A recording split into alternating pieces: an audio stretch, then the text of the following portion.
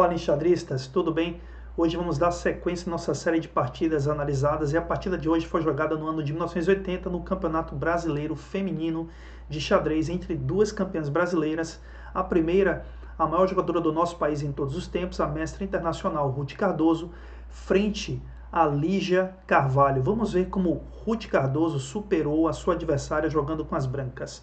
A partida seguiu com E4, C5, cavalo F3, cavalo C6, D3, G6, G3, bispo em G7, C3, D5, cavalo de BD2, cavalo F6, bispo em G2, D toma E4, D toma E4, roque, roque. E temos aqui, jogado pelas brancas, o ataque índio do rei. Bispo em G4, dama em B3. Notem que a dama vai a B3 pressionando o peão de B7 e também foge da cravada do bispo em G4 sobre o cavalo que está em F3. Nesta posição, Lígia respondeu com dama D7, que não só protege o peão de B7, como também ameaça o típico lance bispo H3, que promove a troca dos bispos de casas brancas. O bispo de H3 capturando de G2, o que pode proporcionar não só a eliminação de uma peça muito forte no ataque do rei, como também facilitar debilidades nas casas brancas do roque, do jogador que conduz as brancas. E temos aqui o melhor da jogadora.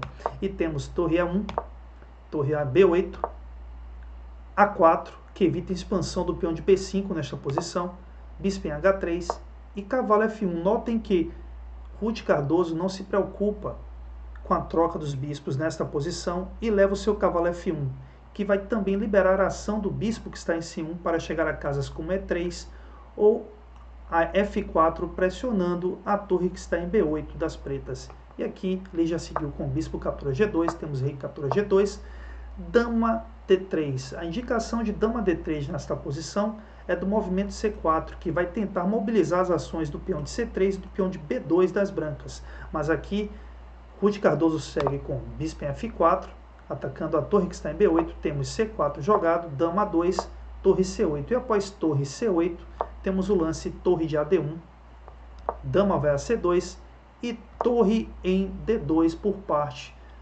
de Ruth Cardoso. Notem que agora a dama preta deve chegar a B3 e após a troca de damas, o peão que está em B3 poderá ser alvo das brancas nesta posição. Ruth Cardoso segue com E5, não só ganhando espaço na posição, como deslocando o cavalo que está em F6. Percebam que o cavalo de F6 é o defensor da casa D7 no tabuleiro. Cavalo foi H5, temos torre em D7, cavalo captura F4, G captura F4, cavalo A5. Não só protege o peão de B7 nesta posição, como também permite a ação da torre que está em C8 para atacar com torre C4, o peão de F4 e o peão de A4 das brancas. Aqui Dona Ruth decide entrar nas complicações e responde com torre captura 7, temos torre C4, cavalo D4, que não só melhora as ações do cavalo no tabuleiro, levando este cavalo para o centro do tabuleiro, mas como também protege o peão de F4, permitindo apenas o peão de A4, que, observem, vai forçar o deslocamento da torre para uma casa onde ela não terá grande ação, pois a chegada da torre, por exemplo, a A2 futuramente na partida, teremos torre B1 como resposta, mas aqui Ruth Cardoso seguiu com cavalo D2 e temos bispo em H6 pressionando F4, rei em F3, torre em B8. Este lance dá um indicativo de que as pretas querem liberar as ações do cavalo que está em A5, tendo, por exemplo, como possibilidade aqui o lance cavalo em C4 na posição. Temos torre D7 jogado por Dona Ruth e notem a ação das peças das brancas. O peão agora pode chegar a casa E6, e pode ser um lance forte dentro da posição, como temos também a possibilidade de cavalo que está em D2 na casa E4, chegando a F6 aqui, e notem que este movimento de cavalo em F6 seguido de E6 pode permitir a abertura da sétima horizontal em um futuro mate de torre em H7 na posição. Ou seja, aqui a posição de Lígia já é bastante difícil, e observem mais uma vez que as peças não estão muito bem colocadas. A torre está em B8, em total passividade, a torre em A4 não indicando absolutamente nada na posição, e o cavalo em A5 também, bem como o bispo de H6, que pressiona um peão que está super bem defendido pelo rei. Então fica bastante claro que a posição aqui das pretas está estrategicamente perdida. Então temos aqui o lance A6 por parte das pretas, que guarda a ideia de B5 nesta posição. temos H4. Além de H4, o lance E6 já era bem possível nesta posição. Assim como o lance cavalo de D2 e E4 com ideia de cavalo F6. Mas o H4 também não deixa de ser um lance que incomoda, pois guarda a ideia de H5 nesta posição. E notem também que E6 será sempre possível aqui. Temos B5, também não tem um grande indicativo, talvez a ideia de jogar cavalo em C4, mas as pretas não terão tempo a partir de agora de seguir com seus planos. Dona Ruth seguiu com H5 e temos torre C8, H captura G6, H captura G6 e finalmente o lance E6 na posição decisiva. A posição já era bastante difícil, mas E6 chega para finalizar a partida. Notem que o movimento F toma E6, teremos torre capturando E6, já com a ideia de torre em E6 em E7, pressionando o rei das pretas. Aqui Lígia, com poucos lances para executar na posição, segue com bispo em F8, mas após torre captura G6 cheque, rei H8, cavalo em E4 com ideia de cavalo F6, temos ainda torre A8 por falta do que jogar nesta posição. Lígia responde com torre A8, que na realidade protege o peão de A6, que não é a intenção das brancas nessa posição. E Ruth Cardoso segue com cavalo F6 e após cavalo F6, Lígia Carvalho decide abandonar a partida. Este campeonato brasileiro foi vencido pela Lígia Carvalho, mas que foi derrotada de maneira exemplar pela mestra internacional Ruth Cardoso. Dona Ruth Cardoso é a maior vencedora de campeonatos brasileiros no nosso país e divide justamente este número de 7 campeonatos com a mestra internacional Regina Ribeiro. Dona Ruth é a maior jogadora do nosso país em todos os tempos. A maior vencedora, foi tricampeã, além de 7 vezes campeã brasileira, tricampeã sul-americana e campeã intercontinental e também representou o Brasil em interzonais. Dona Ruth foi medalha de prata na Olimpíada Mundial em 72 de Skopje.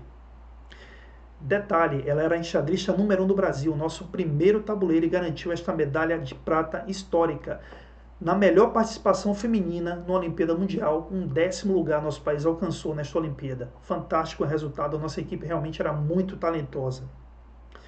Muitos diziam que a Lígia Carvalho era um enxadrista que não enfrentava apenas mulheres, mas também homens, e injustamente disseram que Dona Ruth não costumava jogar torneios masculinos, o que não é verdade. Dona Ruth disputava torneios internacionais pela Europa e pelos Estados Unidos, enfrentando homens. Dona Ruth foi a única enxadrista brasileira convidada a participar de 2 torneios internacionais na Europa, contando apenas com presença de grandes mestres masculinos, sendo que em ambos ela conseguiu arrancar empate com vários deles. Dona Ruth também, muitos comentam que teve a sua formação enxadrística na Europa e não no Brasil, que não é verdade. Dona Ruth desenvolveu e muito o seu xadrez no estado onde ela nasceu, na Bahia. Sim, Dona Ruth Cardoso, mestre internacional de xadrez, é baiana e teve aqui como grande inspiração o maior jogador baiano em todos os tempos e bicampeão brasileiro absoluto de xadrez, José Pinto Paiva, que muito ajudou Dona Ruth jogando partidas com ela.